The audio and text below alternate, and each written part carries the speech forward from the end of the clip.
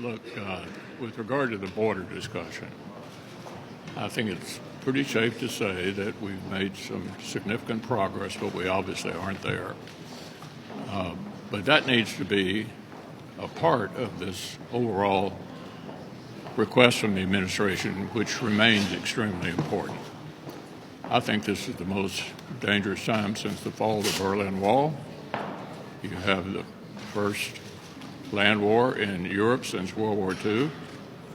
We still have terrorist threats, not only in Israel, but some of the kinds of people that are getting into the United States.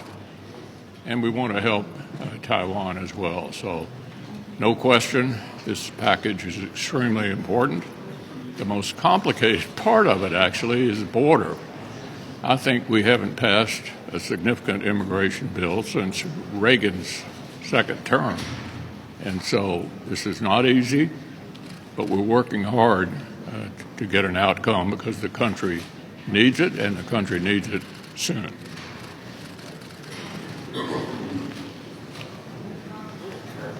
A chart. And this is why, as the leader pointed out, we need to do a border bill. So if you look at this right here is 2021, and every year the number keeps climbing.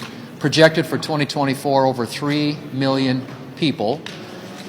This administration, the Biden administration, this is their policy. This is the Biden border crisis. They have lost completely operational control of the southern border.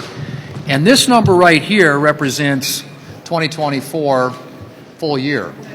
But yesterday, it was 12,381 people. 12,381 people, a new one-day record at the southern border. If you annualize that number, you're talking more than 4.5 million people annually. Now, like I said, this is bad enough, but imagine if you continued at the rate that they're at today, which is 10 to 12,000 a day, you're talking about 4.5 million people annually. So this is not optional. This is absolutely essential to the deal that we're talking about. And as the leader pointed out, we've got some important national security responsibilities that need to be dealt with around the world. But first and foremost, it starts with securing our own southern border and the national security crisis we face there. And here's why.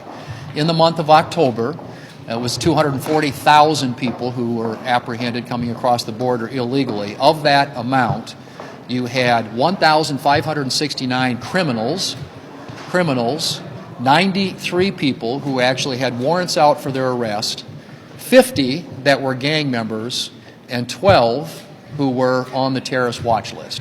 That's the kind of threat that we face now at our southern border, and the reason why it's so important we deal with this. If you look at what's happening down there right now, you got rail crossings into the United States from Mexico that have been shut down temporarily because Customs and Border Patrol has had to shift their employees over to processing migrants. So you now have an important bilateral trade arrangement or bilateral trade coordination between us and Mexico that no longer exists. And hopefully that's only temporary. But again, it's a symptom of this problem, which is a national security threat. And if we can't trade with our biggest trading partner in the world, a major economic issue as well. So the Biden administration has finally, as of last week, engaged. We've had a proposal out there, I think as most of you know, since the first week in November, and have been trying to get them to engage, and finally last week they did. And as the leader said, I'm hoping that we continue to see progress there, but we cannot do a national security supplemental bill absent dealing with the national security crisis at our southern border. And so that's why it is critical that we bring these talks hopefully to a meaningful conclusion that puts in place real, serious, and meaningful policies that will stem the flow at our southern border. Leader McConnell, are you comfortable with your party's leading presidential candidate referring to illegal immigrants as people who are poisoning the blood of our country?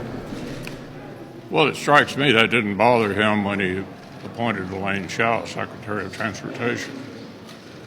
Leader McConnell. this has been regarded as one of the least productive years in Congress in decades up here. Only 22 pieces of legislation signed into law, but we've had other issues in the House with the Speaker, senators trying to fight witnesses, sex in hearing rooms. Just how disappointed are you in this year legislatively and for the stature of the Congress? Well, I don't serve in the House, but I don't think the Senate has been nearly as productive as it could have been. For example, we had a lot of floor time here the last couple of months. We could have been processing appropriation bills to get us in a better position to finish funding the government sooner. So, yeah, I'm not very happy with how productive the Senate has been this year, and hopefully it'll get better soon. Do you think it's really that easy, considering the two big funding deadlines coming up and the border bill on the floor? Elder? Leader McConnell, with regards to the appropriations bills for the rest of 2024, do you think the House Republicans should stick to the deal that McCarthy set for the top line for those bills? Yeah, I don't give the Speaker public advice about how to handle things. A CR is simply unacceptable for a year. It's devastating, particularly for defense, and we've got all of these wars going on. So we need to reach an agreement on the top line and get about getting an outcome as soon as possible. Leader McConnell, can you ensure the Ukrainians who are in the trenches